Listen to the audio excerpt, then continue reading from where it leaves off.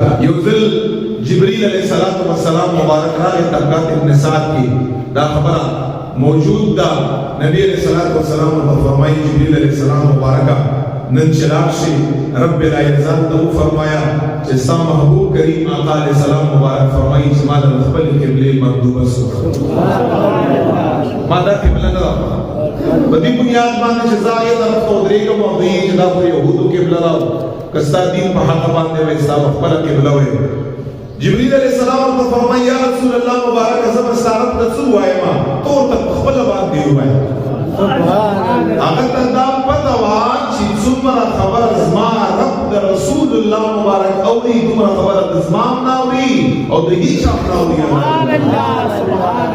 فرمایي خپله ورته ووایه بیا نبی علیہ السلام مبارک کو صابر انتظار میں کو وشکل بھی منذ کو احادیث کے راضی نبی علیہ السلام اسمان پر طرف باندې کاتا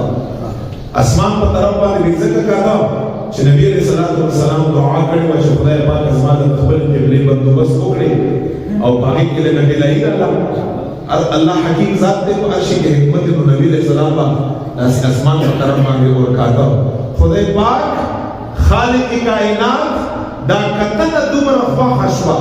چې دا نبی علیہ السلام ببره ورکاته ګورې تاسو اندازه ولګوئ مثال در کومه تا چې چا سره مینئ او سم در باندې ګران دي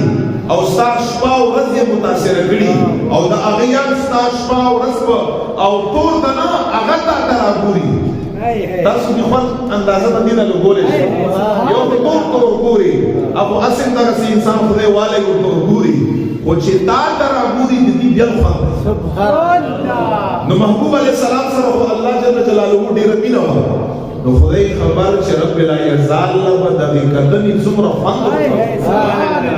چې دا محبوب ما ته راګوري دومره خوند یې ورته ورکړ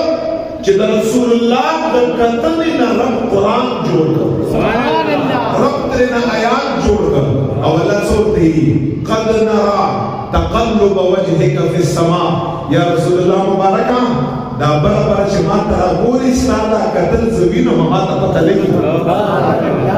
دا برابر ما ته راګوري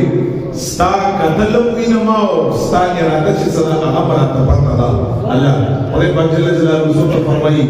ولنولینک قبلة ترضاها یا رسول الله ډېر زر به ستا له زه هغه قبله درکړم چې کومه قبله ستا خوښه ده او بیا یو وخت راغی چې الله په قرآن کې فرمایل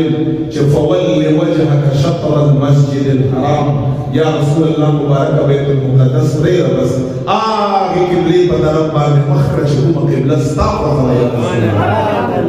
نو هغه کتنې عکاسي خدای پاک په قرآن کې آیات تر جوړ کړ چې ما ته چې خپل محبوب راګوري کړه ما ته پته لګي الله فرمایي چې یو سترګه باندې ما ته راګوري دا ارمان او دا ارمان خدای پاک نبی علیہ السلام ولس میاشتې بس د ام بشر په کور کې پوره کړ